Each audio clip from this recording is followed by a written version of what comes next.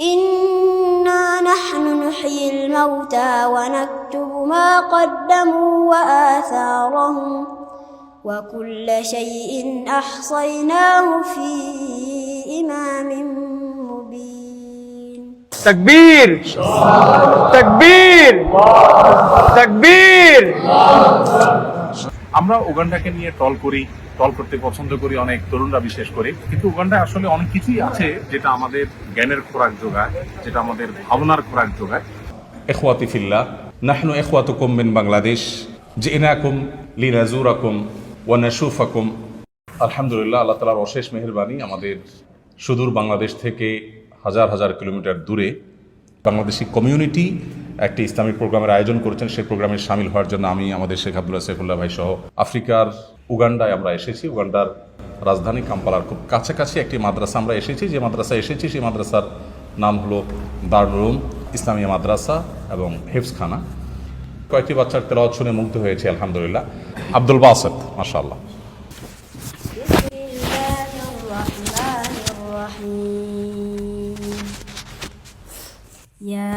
ياسين والقرآن الحكيم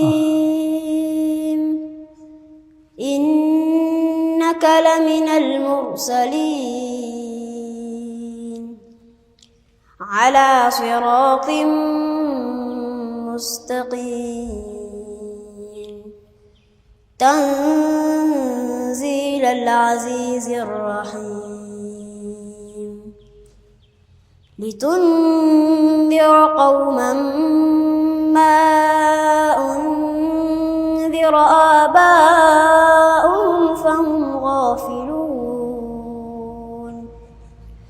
لقد حق القول على أكثرهم فهم لا يؤمنون إنا جعلنا في أعناقهم أغلالا فهي إلى الأذقان فهم مقمحون وجعلنا من بين أيديهم سدا ومن خلفهم سدا فأغشيناهم فهم لا يبصرون وسواء عليهم أأنذرتهم أم لم تنذرهم لا يؤمنون إنما تنذر من اتبع الذكر وخشي الرحمن بالغيب فبشره بمغفرة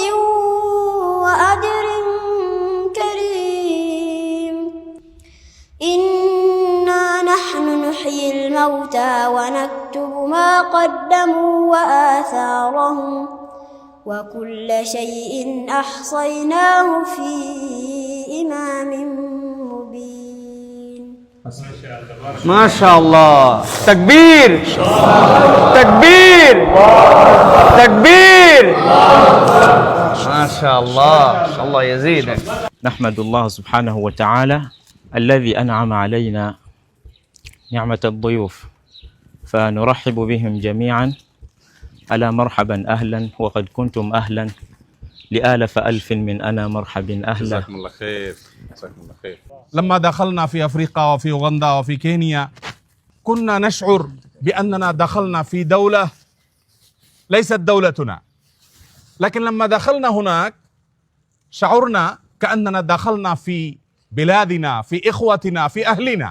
এই মাদ্রাসা প্রতিষ্ঠিত হয়েছে 2014-তে এবং 11 বছরে এই মাদ্রাসা থেকে শতাধিক হাফেজ হিফজ সম্পন্ন করেছে। 11 বছরের মধ্যে শতাধিক হাফেজ হিফজ সম্পন্ন করাটা খুব চমৎকৃত হওয়ার মতো বিষয়, সাধারণ কোনো বিষয় না। আমাদের দেশে এত বেশি গ্রোথ আসলে মাদ্রাসাগুলোতে আমাদের দেশে পাওয়া যায় না সচরাচর। এবং এখানে 250 স্টুডেন্ট মাদ্রাসার।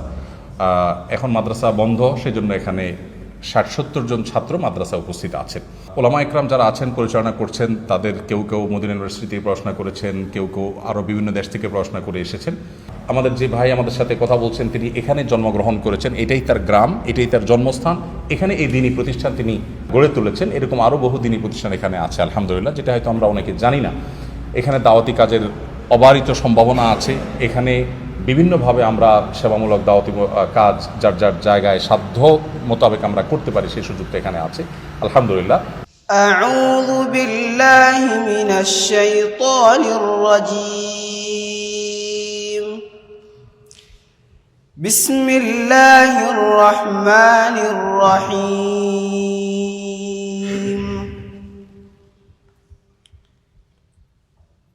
الذين جعلوا القرآن عضين فوربك لنسألنهم أجمعين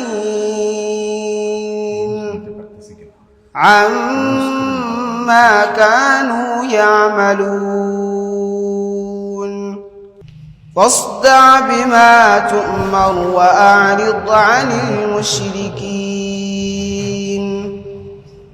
إنا كفيناك المستهزئين الذين يجعلون مع الله إلها آخر فسوف يعلمون ولقد نعلم أنك يضيق صدرك بما يقولون فسبح بحمد ربك وكن من الساجدين واعبد ربك حتى يأتيك اليقين. إخواتي في الله، نحن إخوتكم من بنغلاديش، جئناكم لنزوركم ونشوفكم. لا بد عليكم أن تكونوا علماء متميزين ودعاة بارزين. على رأسكم هم عظيم ألا وهو الدعوة إلى الله سبحانه وتعالى، الدعوة إلى التوحيد والسنة في أنحاء أفريقيا بل في أنحاء العالم كلها. إن شاء الله. naga musanyufu nnyo era basanyufu okubeera nga babadde bawulira Uganda, bawulira bulungi abantu abasoma ekitabo kya Allah, basoma eddiini, abasoma ilmu, naye nga tebafunanga chance basinkanako nakubalaba, naye ne bagamba nti lwaliro Allah basobozesezza babeera nga babalabyeko. Qulu alhamdulillah. মাশাআল্লাহ। আল্লাহর মেহেরবানিতে আমরা এখানে এসে যেটা দেখেছি, এখানে মানুষের মধ্যে ডিসিপ্লিন কোনো কোনো ক্ষেত্রে কোনো কোনো সেক্টরে আমাদের দেশের চাইতে অনেক সুন্দর চোখে পড়ার মতো। যেমন দীর্ঘ জ্যামের মধ্যে বসে থাকলেও সবাই চুপচাপ বসে থাকছে, হর্ন বাজাবাজি করছে না, ডিসিপ্লিন খুব মেনটেন করে রাস্তাঘাটে চলছে, সব জায়গায় চলছে, এয়ারপোর্ট থেকে নিয়ে প্রত্যেকটা জায়গায় আমরা দেখেছি যে তুলনামূলক পাবলিক প্লেসগুলোতে মানুষ অনেক বেশি ডিসিপ্লিন মেনটেন করে চলছে। নেগেটিভ অনেক দিক থাকতে পারে, কিন্তু পজিটিভ এই জিনিসগুলো আমাদের চোখে পড়েছে। আমরা একটা জিনিস দেখেছি খুবই গুরুত্বপূর্ণ, আমাদের দেশে নির্বাচনী পোস্টারে বা রাজনৈতিক প্রচার প্রচারণায়, এমনকি ধর্মীয় প্রচার প্রচারণায়, ওয়াজ মাহফিলের পোস্টার ইত্যাদি দিয়ে যত্রতত্র আমরা ছেয়ে ফেলি। এখানে আমরা দেখেছি যে সামনে নির্বাচন, যারা ইলেকশন করবেন তারা তাদের ছবি সম্বলিত পোস্টার নির্দিষ্ট জায়গায় তারা সেটে রাখছেন এবং খুবই গোছানো এবং ওয়েল প্ল্যানেড, সোজা কথা, যেটা মুগ্ধ করবার মতো। এবং আরও অনেক জিনিস আছে যে জিনিসগুলো আসলে চোখে পড়ার মতো এবং মুগ্ধ হওয়ার মতো। এখানে মুসলমান যারা আছেন তাদের সংখ্যা প্রায় 30%-এর বেশি মুসলমান এদেশের স্থানীয় আছেন। আমাদের যে ভাই আমাদের সাথে কথা বলছেন তিনি এখানে জন্মগ্রহণ করেছেন, এটাই তার গ্রাম, এটাই তার জন্মস্থান। এখানে বিভিন্নভাবে আমরা সেবামূলক দাওয়াতি কাজ যার যার জায়গায় সাধ্য মোতাবেক আমরা করতে পারি, সেই সুযোগটা এখানে আছে আলহামদুলিল্লাহ। তো বারবার করে তিনি আমরা যারা এসেছি আমাদেরকে ওয়েলকাম করছেন, ধন্যবাদ জানাচ্ছেন, শুকরিয়া জ্ঞাপন করছেন। এ হলো মোটামুটি তিনি যা বলেছেন তার সারসংক্ষেপ। পাশাপাশি আমি আরও কিছু কথা অ্যাড করে আপনাদের সামনে পেশ করলাম। জাযাকুমুল্লাহ খাইর, বারাকাল্লাহু ফিকুম।